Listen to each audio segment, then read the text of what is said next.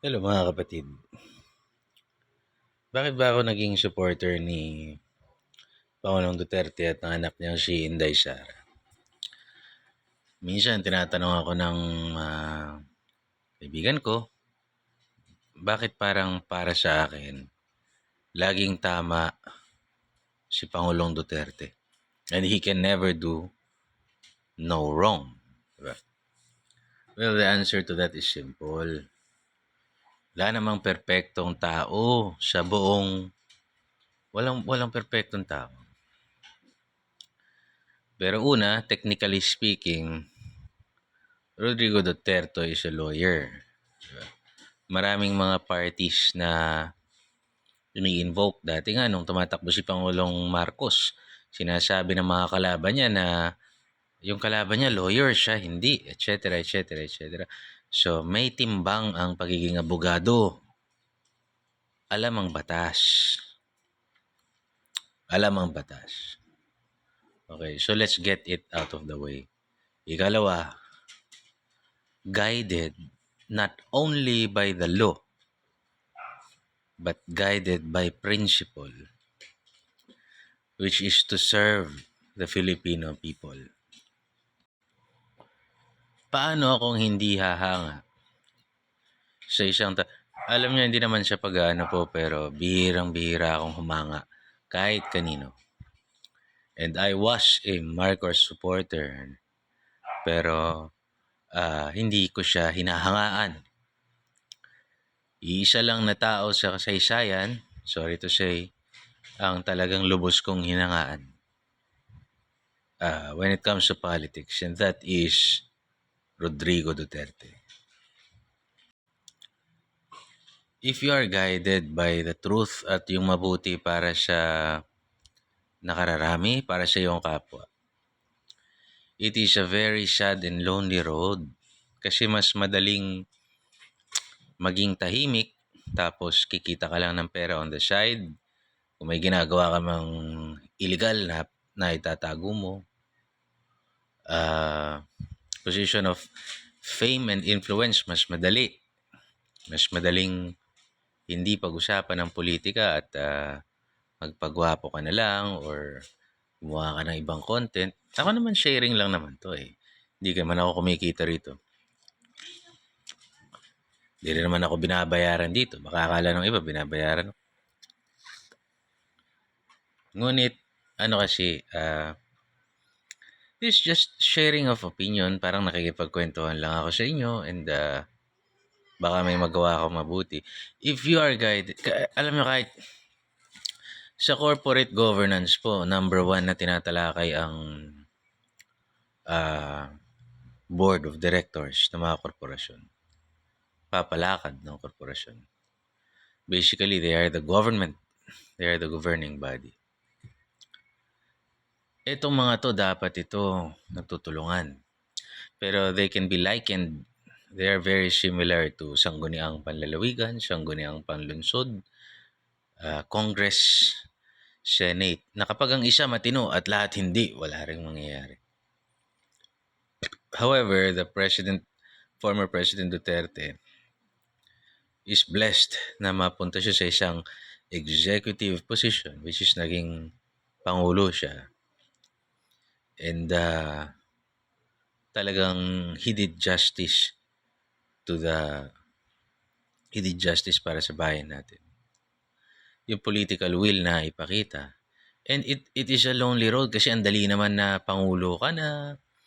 Alam niyo, ang dali naman na kung ikaw ay strategist at gusto mo lang manatili sa power safely at magawa mo ng maayos yung mga gagawin mo, pwede naman na busugin ko yung military at police.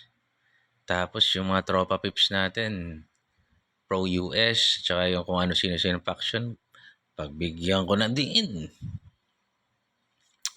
Happy friend to everyone, but you cannot be a friend to everyone. Because kahit yung magpapanggap na friend mo will try na butasin ka.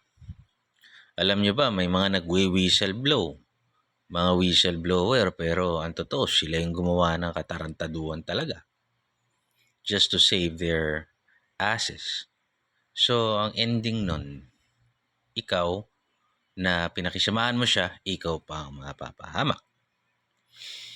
You cannot be a friend to all kasi marami ka talagang tatamaan. But if you are guided by justice, ano bang interest sila yung tatamaan mo? Diba? Di mo naman sila maaapi. May interest lang silang kasakiman. In my observation of President Duterte, wala naman siyang interest na tinamaan na legitimate interest.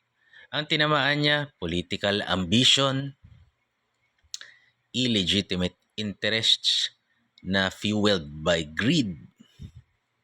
Ang tinamaan niya, drug lords, corrupt people, incompetent people wherein pinakita niya na pwede naman pala magkaroon ng kaayusan.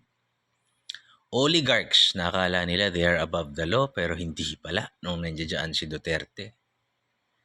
And everyone na sa laula sa bayan. That is why nung tumatakbo si PBBM, sinuportahan ko siya kasi syempre gusto ko sana si Sara, kaya lang hindi greedy si Sara at maaaring hindi pa siya hinog si Inday Sara. So PBBM ay itutuloy niya yung ginagawa ni Pangulong Duterte tapos it will give time for Inday Sara na mahinog and hopefully by that time marami tayong ma-develop na mga taong tulad nila pero hindi pa nangyayari. But I still believe in PBBM and I hope talaga, minsan na nakakasira yung nakapaligid. Minsan nakakasira yung political pressures. Sa mga nakapaligid kay PBBM, I hope na unahin niyo yung bayan kaysa yung sarili niyo. Kasi siguro, close kayo sa kanya, mabait siya, ayaw niya ng kaaway, ayaw niya ng ano. No, meron kang makakaaway, yung mga greedy. So dapat sana if you are a leader, you are prepared to take the lonely road. Kung mawalan ka ng kamag-anak, so be it. If you will be judged na demonyo ka sa kasaysayan, so be it. As long as you did what is right for the Filipino people. That's what it takes to be a leader. To be selfless. Minsan, ang dami mong ginawang kabutihan, makakalimutan na lang o hindi ka mabibigyan ng credit. That's what it takes to be a leader. To lead your country, to lead your team sa isang sitwasyon where hindi sila maapi, sa isang sitwasyon na sumusunod sa batas, sa isang sitwasyon na self-sufficient. And ang problema kasi sa mga naging leaders natin, lahat tayo gusto natin magkaroon tayo ng rebulto. Basic human nature, gusto natin ng credit, gusto natin ng pera, gusto natin ng fame, gusto natin ng admiration, adulation, paghahanga ng mga tao. But if you're a good leader, minsan walang ganun. It is a very, very lonely road. But you have to take kasi you were put in a position because of destiny na rin. Kunwari, nag-aaral kang mabuti, magkaroon ka ng credentials, nagustuhan ka ng taong bayan, sinulong ka, naging leader ka, nailagay ka ng tadhana doon. Pinanganak ka sa may political capital o may anumang kapital yan, you're a leader in some way, you lead. You do what is right. You do your best. And let God take care of the rest. So mga kababayan, bakit ko ba gustong-gusto si Pangulong Duterte? Simple lang. Minahal niya yung bansa.